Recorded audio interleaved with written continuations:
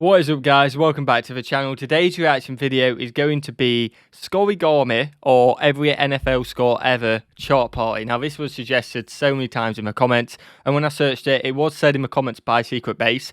This is what popped up. It's a 21-minute video. It doesn't actually say Scorigami in the title, but surely it's got to be. It's the one by Secret Base, and we don't actually have a video called Scorigami. So I'm assuming this is right. I apologise if it's the wrong one, but I hope you enjoy it anyway. So hit that like button. Because I'm finally doing this reaction, and if you're an absolute legend, I know you're going to hit that subscribe button as well if you want to become an absolute legend. So many legends here. We're getting close. We're 800 subs off 20,000. Absolutely mental. Like, that is insane. And it's the 10th today. Tomorrow is the 11 months since I started this channel. So there's a high chance we may hit 20,000 in the first year. Wow. So do me a favour, I'd really appreciate it. Hit that subscribe button, you absolute legends. And let's check out every NFL score ever. This was done in 2016, so it's obviously changed. And I don't know how enjoyable this video is going to be. I've been told on good authority it is very enjoyable. So I'm looking forward to it. But is it just going to list every score ever? I'm not sure. Let's get straight into it, guys. I hope you enjoy it, and let's see what Scorigami is all about. In the NFL, a 1-0 score is impossible, right? Okay. You can't just score 1 point by itself. It's not mathematically achievable. 1-1 is an impossible score, so are 2-1, 3-1, 4-1. Is a safety 2 points then? Like when you pull it back in kneel down, the other team gets a point. Is that not a point? Or is it 2? Oh, my head's messing with me. I'm not sure. Let me know in the comments. But surely if I did that safety, maybe it's 2 points for a safety. I can't remember off the top of my head. For some reason, I was thinking it was 1. If you did that, did a team not win? I mean, it's extremely unlikely, but obviously it's impossible. So I'm assuming a safety is 2 points. 4-1, 5-1, and 7-1. 6-1 is possible. Thanks to an obscure loophole in the NFL rulebook, a final score of 6-1 can technically happen. Well, yeah, it must be a 1 point then, because there's 1 point there. Oh, let me know in the comments. I'm so confused. Would require a turn of events so staggeringly, stupidly unlikely that I'm almost positive it will never happen under current NFL rules, but because it's technically possible, a score of 6-1 is the crown jewel of Scorigami, a word I made up.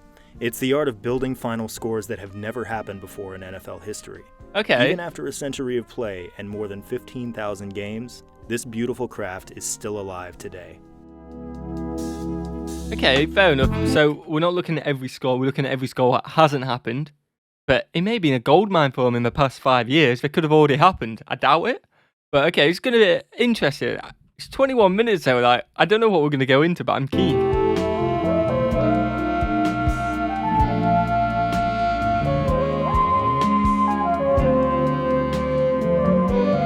It's been around a long time by them images. This is the Scorigami board. Over the course of the next few minutes, we'll fill it with every single NFL score that has ever happened, but first, let's take a minute and survey the boundaries. The number of points scored by the winning team determines the column. The number of points scored by the losing team determines the row. So, for example, let's say a game ends with a score of 21-17. So that's here.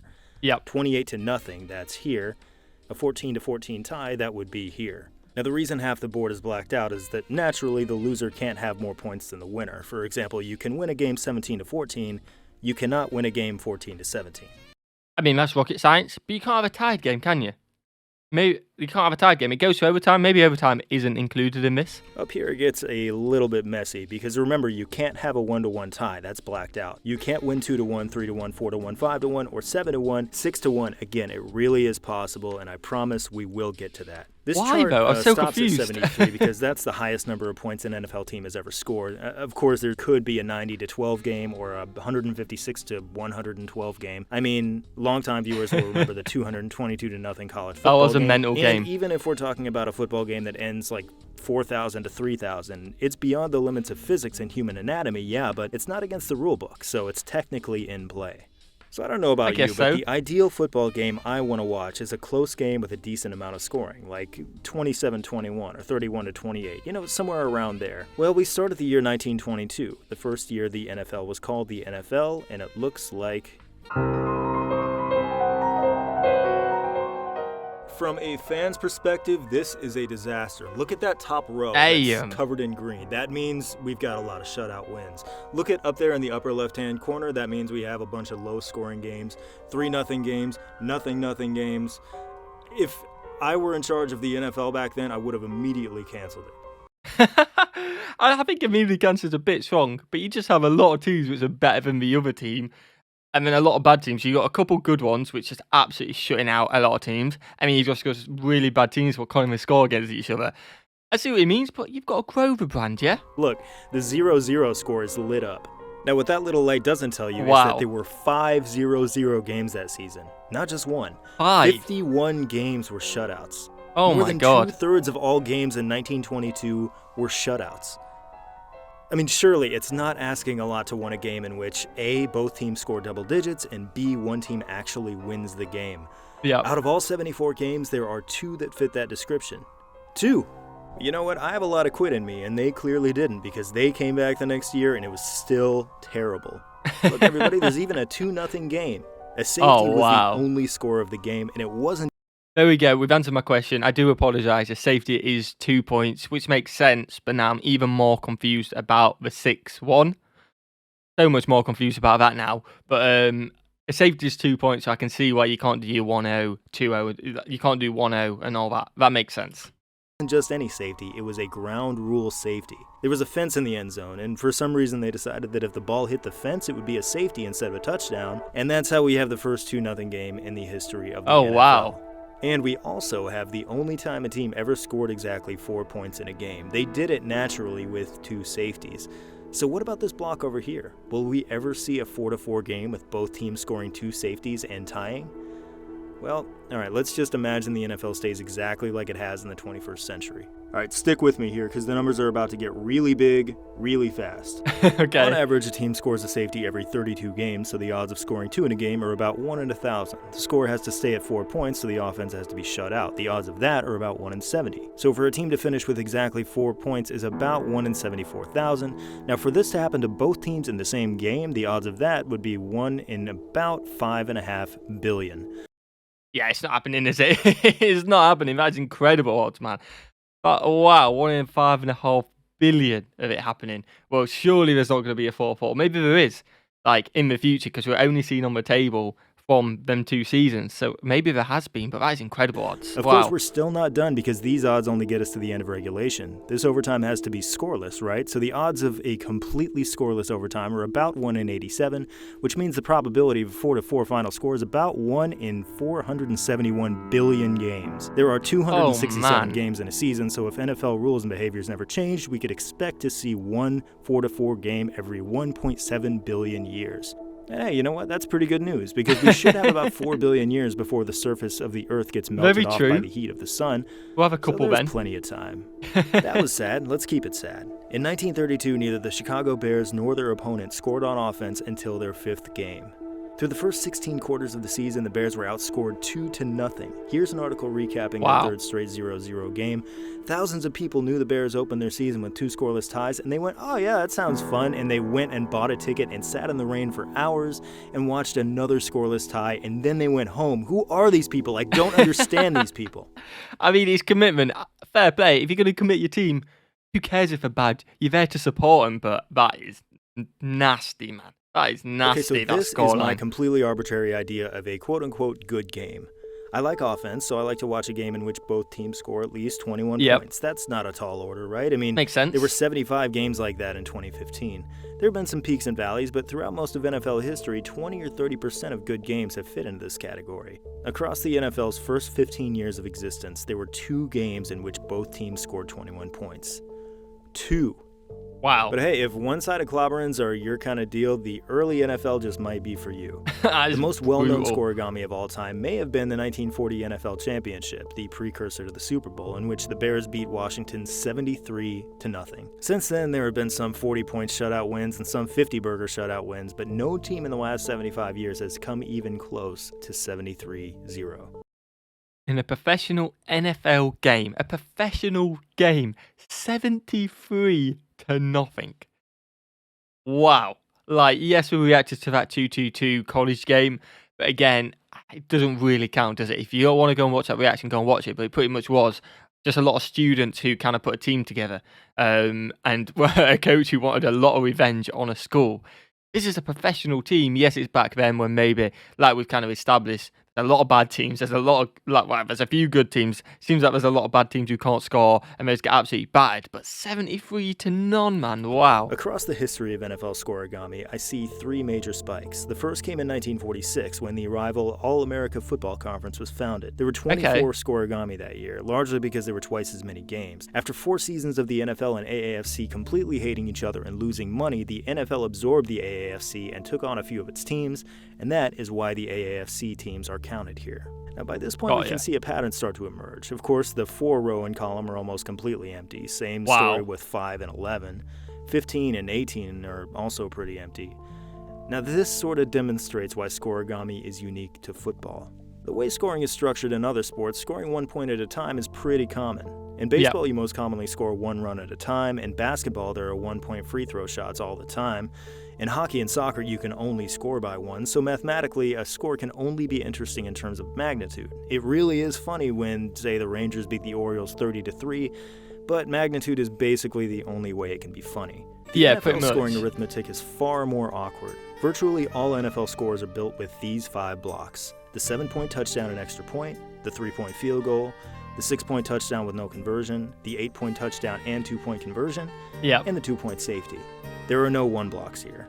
This is limiting, and the distribution of these scores make them even more limiting. Last season in the NFL, there were more than 1,000 touchdowns, and there were a ton of field goals too. There were about that's quite a lot of field goals missed. Like, again, I'm not saying they're easy because I personally wouldn't be able to do it, but you rarely see field goals missed. At least I rarely see field goal missed. Yes, you see them every so often. I'd have said it would have been a lot closer to that. It's over 300. Is that maybe that's my naivety because I've never actually given it a go, and I know I will be all for it because it takes. It's not just a case of picking a soccer ball up and kicking it. It's completely different. I understand that, but when you train so much to do it, and I personally haven't seen many being missed, it is quite surprising. But maybe that is a normal thing. NFL, there were more than 1,000 touchdowns, and there were a ton of field goals too. There were about 100 6-point touchdowns, thanks to a missed field goal or a missed 2-point conversion, but for Scorigami purposes, this isn't really that valuable because a 6-pointer is really just 2 field goals. Okay, that's never mind. I figured it out. Not that many are getting missed. You got to think about the 2-point conversions as well, where they've gone for a 2-point and haven't converted it potentially, so they've got no extra point. They haven't missed a field goal, but they just haven't converted. So that's missed points. It's only a 6-point play. And then overtimes they've gone for the 2 points and converted it. So actually, it's more like only 120, 130 have actually been missed, which is more of a realistic number in my head, which makes sense. So I was along the right lines, I think. The 8-point touchdown is valuable for Scorigami because 8 is a weird number, but there were only 45 to go around all season. Finally, there's everyone's favorite, the safety, of which there were only 16. 16, wow. The distribution here is wildly out of balance, and it's a big reason why Scorigami is so special. For example, that's why 8 is so hard to get to. You can build 8 points in 4 different ways, but all of them range from rare to astronomically rare and near impossible. And that is why we only see the number 8 in the box score once or twice a year. But if you really want to get nimble like the other sports, you have to practice in the dark arts of Scorigami. These 3 maneuvers are permitted by NFL rules, but a couple of them have never been used. You know what? Parental discretion is advised for this bit. Actually, grand parental discretion is advised for this bit. If you are under the age of 60, leave the room. First, there is the forfeit. If, for some reason, one team refuses to play, the other team officially wins 2-0. Why 2-0? I don't know. Of course, this can't be used as a building block. It's a prefab final score. Also, there are already a few 2-0 games on the books, so you can't make Scorigami out of it. Still, it's there. Has that ever happened, like in recent time? Because again, what are you classing as a forfeit? A team not being able to field the correct amount of players? Or you're saying maybe the home team's pitch has had issues and they can't start the game? Surely that is kind of like it's got to be rescheduled because of pitch. I feel like it must just be if a team can't field the amount of players, that if all the location, everything's fine to play in and everything's set up and the team just goes, no, we're not playing, that's the forfeit. Has that ever happened? I don't know. It'd be pretty rare, I imagine. Second, there's the defensive 2-point conversion. If there's a turnover on a 2-point conversion attempt and the defense runs it back to the other end zone, they get 2 points. Oh, wow. This is clunky, though, Never because knew it comes that. tethered to the 6-point touchdown the other team had to score in order to force this play in the first place. And third, there is the defensive 1-point safety. Now, some of you are thinking, wait, I saw this in college football one time, didn't I? I know what you're talking about. You're talking about this, right? We have an unusual ruling. The ball was blocked, caught, carried back into the end zone, and declared dead by the defense. That play results in a 1-point safety. And yes, that was crazy, but ultimately that just results in a 7th point, which is nothing special in the world of Scorigami. This is not that. I get it now. I get it. Okay, that's the only way you can get you 1 point with that 1-point safety, so the other team has to have scored 6. I get it. Talking I about like something it. far, far stupider than that. And I promise we will get to it. All right, kids, we're back. In 1960, we see another huge increase in Scorigami. The most obvious reason for this is the founding of the AFL, which featured 8 new teams that would eventually join the NFL. Okay. The second, sneakier reason is that unlike the NFL, the AFL allowed for the 2-point conversion. Over the next decade, AFL teams would score 80 2-pointers. Even one of those blips is enough to tip a highly conventional score into Scorigami. And it works the other way, too. In 1961, the Oilers and Bills were well on their way to a super conventional 28-17 game. There have been 62 NFL games with that score, but after Buffalo scored to cut the Houston lead to 21-16, they decided to go for the 2-pointer to get within a field goal. They failed. They were stuck at 16, and that's Scorigami. Scorigami, baby, I like it. The Raiders and Patriots have scored conventionally, and the Pats lead late, 35-34. Oakland scores a touchdown, but because they want to go up a clean 7 points, they go for 2, and they fail. Then Boston scores a touchdown, and they want to go up a clean 3 in the event of a field goal, so they go for 2. It's good. The Raiders do kick that field goal, and the game ends in a 43-43 tie. To this day, it's the highest scoring tie in NFL history. 2 years later, in '66, New York and Washington played the highest scoring NFL game of all time.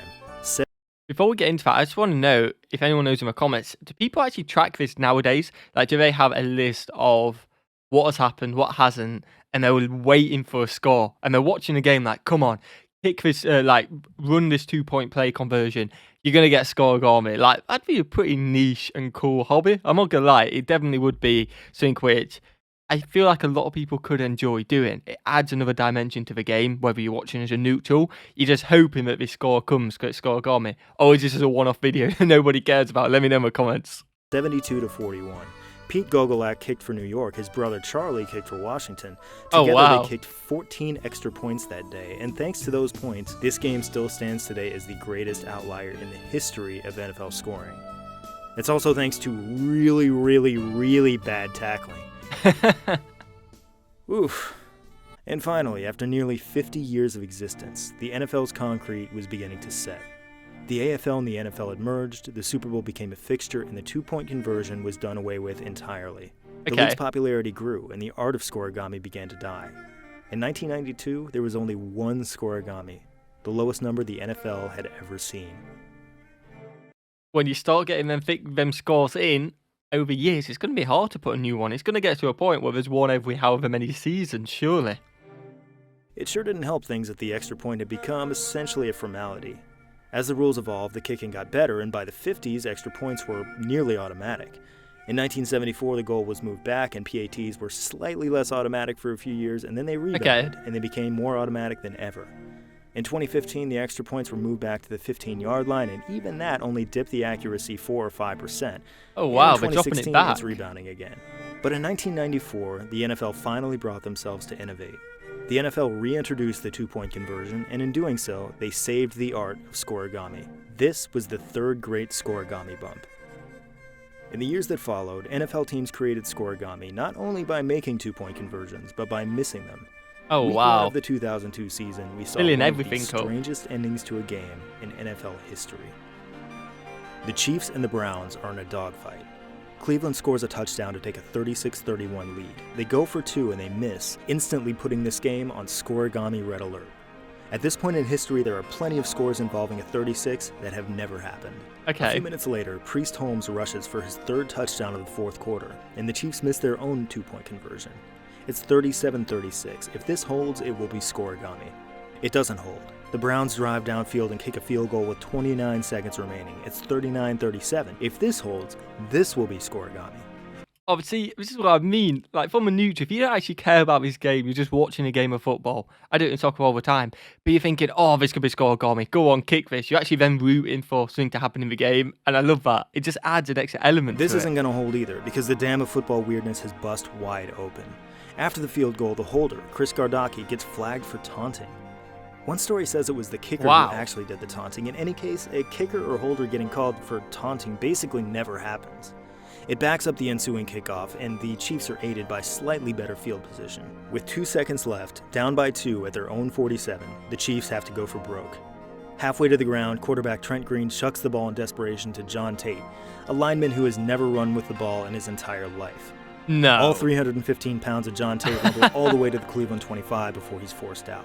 The clock hits 0 and the coaches walk over to shake hands. It's not over.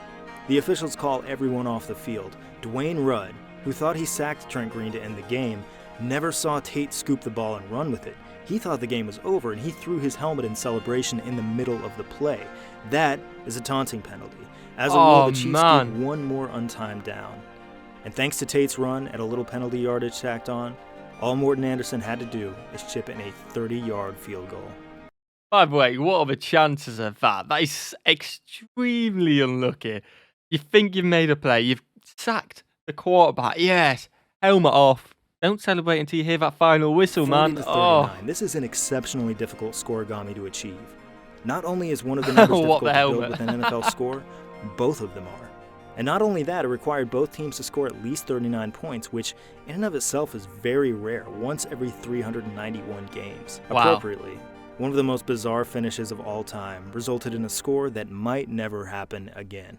Nice. Scorigami is an exhaustible resource, but it's not exhausted just yet. This decade, there have been 46 acts of Scorigami so far, including one act of what I call low Scorigami. In other words, Scorigami in which both teams score 15 points or fewer. Now, these are really rare because the permutations required to make them are often very specific and very claustrophobic. Okay. Of course, teams never actually try to make Scorigami because they don't know what it is, because it's a word I made up, but this low Scorigami of 13-8 is about as close as it gets to intentional. With 10 seconds left, the 49ers led 13-6, a score that had happened literally 50 times, but Niners coach Jim Harbaugh doesn't want to punt it away, so he instructs his punter, Andy Lee, to kill as much time as he can and take the safety if he has to. Oh, he wow. runs into the end zone to complete the Scorigami. Fun. Harbaugh. Yeah, they knew about. They were ahead of the game. They knew about Scorigami. He's like, get that safety. We're gonna win the game anyway. We've got to get Scorigami, lads. He was a noted Scorigami artist during his time in the NFL. Bill Belichick, he also belongs in this category, but the wizard of modern Scorigami, without question, is Seahawks coach Pete Carroll. Not only has he completed a league-leading 7 Scorigami since 2010, he has won all 7 of them. Carroll's most famous Scorigami was a decade in the making. In 2002, the Seahawks got a new stadium. It rains a lot during football season in Seattle. Their solution was to build cantilever roofs above the stands to keep the fans dry. It did that, but it also reflected crowd noise back toward the field. The fans were loud, the stadium made them louder, the fans celebrated their loud reputation by being even louder, and the stadium made their even louder noise even louder, and so on. I mean, is that not just a positive thing? Don't you just love loud fans? I rate that. Again, a cantilever roof, pretty standard, but it does add to the atmosphere. This reputation grew as the team found success. They played in their first Super Bowl after the 2005 season, and 5 years later, toward the end of a shocking playoff win, the fans were so loud that they famously registered a miniature earthquake. Wow, man. What? That's insane. Marshawn Lynch, still on his feet. Has blockers now. He's dancing his way for the touchdown. Oh, it gives you chills, man. I love an atmosphere like that. Let's go. This made Seahawks fans world-famously loud, and they seemed determined to uphold that reputation. Years later, the Seahawks went to the Super Bowl across the country, and the fans came with them. On the first play from scrimmage, the noise was deafening. Peyton Manning turns to adjust the play. His center doesn't hear him. Oh, no! Wow. It was the first game since at least 1994, and maybe the only NFL game ever, to start with a safety on the first play from scrimmage. It established both Seattle's dominance and Denver's awkward numerical footing, and both made possible a 43-8 Super Bowl Scorigami. So as of, the date is November 30th, as of November 30th, there have been 5 Scorigami this year. So here's where we are. Opportunities are scarce. There are some vacancies in the 32-point column that look kind of like a Tetris block with a rapid-fire laser cannon. There are weird, lonely, unscratchable itches like 25-18, 20-11, 14-8. There are vast, uncharted territories in the scoring Arctic, reachable only if one or both teams score tons of points. You start getting excited if a load of points go in there, and I imagine a few people know the very itchy, annoying numbers where there's just a blank score, and it's like, how has that score not been achieved? And you just, as soon as it hits it, like, oh no, it's like, lads, we're in the fourth quarter. They're on for a Scorigami, you know what I mean? I can imagine some people definitely do that. But even that is less remote than the 4-point canyon. Aside from that single 10-4 game from 1923, no team has ever finished with 4 points. Wow. Under the current rules, this canyon seems forever out of reach. But hey, I mean, rules have changed before, and they're going to change again. If the NFL, for example, were ever to borrow the 1-point rouge from the CFL, the 4-pointer would instantly become far more reachable. Now, before we go, I know I told you I would tell you about the 6-1 score. Okay, so it's a scoreless game. Team A scores a touchdown. Let's say they go for 2, and they suffer a safety. On a conversion attempt, you only get 1 point for a safety, not 2. So that is 6-1, but think about what would have to happen here. The offense would have to suffer a safety in their own end zone 98 yards in the wrong direction. That might go something like this. Team A turns the ball over to Team B. Team B runs it almost all the way back, but they fumble right before they get to the end zone. Team A recovers in the end zone, falls on the ball, and is tackled.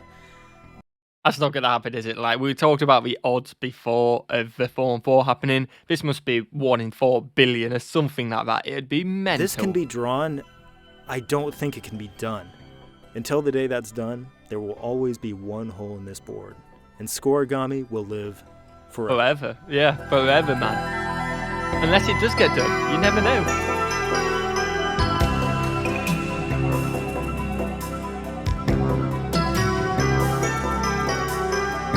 Is that the end of the video?